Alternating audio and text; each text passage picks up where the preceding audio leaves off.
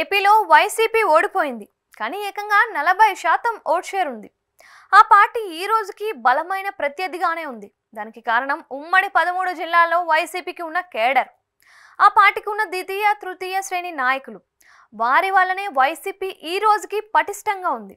అంతేకాదు, ఏపీలో ఉన్న 100కు పైగా మున్సిపాలిటీలు, అలాగే కార్పొరేషన్లు, జెడ్పీ చైర్మన్ పదవులు అన్నీ వైసీపీ చేతిలోనే ఉన్నాయి.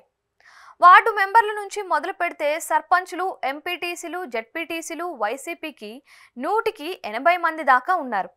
పార్టీకి సంబంధించి ఎమ్మెల్యేలు గెలవకపోవచ్చు, కానీ ఆ తరువాత జిల్లా, మండల, గ్రామ స్థాయిలో సాగే పాలన అంతా వైసీపీ ఏలుబడిలోనే ఉంది. దాంతో వైసీపీని దెబ్బ కొట్టాలని టీడీపీ, జనసేన చూస్తున్నాయని టాకు. పవన్ కళ్యాణ్ కోరి మరీ పంచాయతీరాజ్ శాఖను ఎంచుకోవడం వెనుక గ్రామ సీమలలో గ్రాస్ రూట్ లెవెల్లో తమ పార్టీని పటిష్టం చేసుకోవడానికే.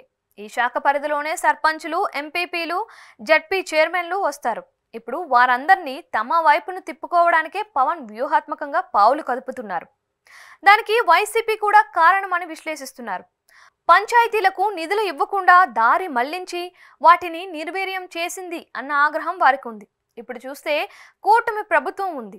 తమ పాలనలో ఏదో ఒకటి చేయాలన్నా, పేరు తెచ్చుకోవాలన్నా కూటమికి మద్దతు ఇవ్వక తప్పని పరిస్థితి సర్పంచులతో పాటు స్థానిక సంస్థల ప్రజా ప్రతినిధుల మీద కూడా ఉంది. దాంతో ఏపీలో కొత్త రాజకీయం తెరలేచింది.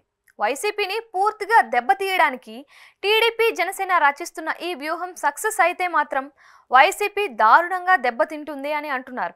అదెలా అంటే, గ్రాస్ రూట్ లెవెల్లో ఉన్న వైసీపీ కేడర్తో పాటు ద్వితీయ, తృతీయ స్థాయి నేతలు అంతా జనసేనలోకి వెళ్లేలా ఎత్తుగడలు సాగుతున్నాయి. అదే సమయంలో కీలక నేతలు, ఎమ్మెల్యే స్థాయి నాయకులు, అంగబలం, అర్ధబలం ఉన్నవారు అంతా టీడీపీలో చేరేలా పథక రచన చేస్తున్నారు. దీన్ని సింపుల్గా చెప్పుకోవాలి అంటే, లీడర్లంతా టీడీపీలోకి, కేడర్ అంతా జనసేనలోకి. జనసేన గోదావరి జిల్లాలో బలంగా ఉంది. ఉత్తరాంధ్రలో, విశాఖలో బాగా ఉంది. అయితే మిగిలిన చోట్లతో పాటు రాయలసీమలోనూ జనసేన జెండా ఎగిరేలా పవన్ పావులు కదుపుతున్నారు.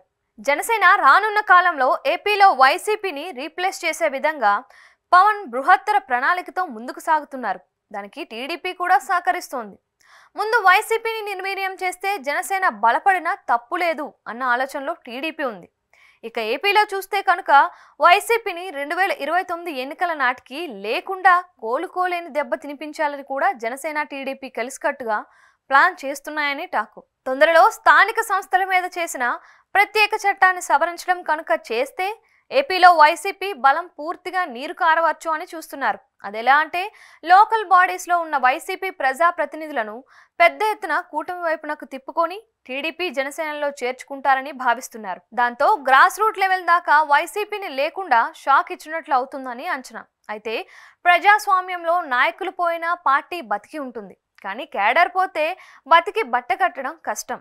ఏకంగా వైసీపీ కోసాలే కదిలిపోయే విధంగా టీడీపీ, జనసేన కలిసి రచిస్తున్న ఈ వ్యూహానికి విరుగుడు మంత్రం వైసీపీ దగ్గర ఉందా?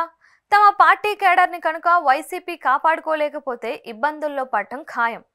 జగన్ నాయకుడుగా జనాదరణతో ఉండొచ్చు, కానీ కేడర్ చెల్లాచెదురైతే మాత్రం పార్టీని తిరిగి పునర్నిర్మించుకోవడం బహు కష్టమే. చూడాలి మరి ఏం జరుగుతుందో.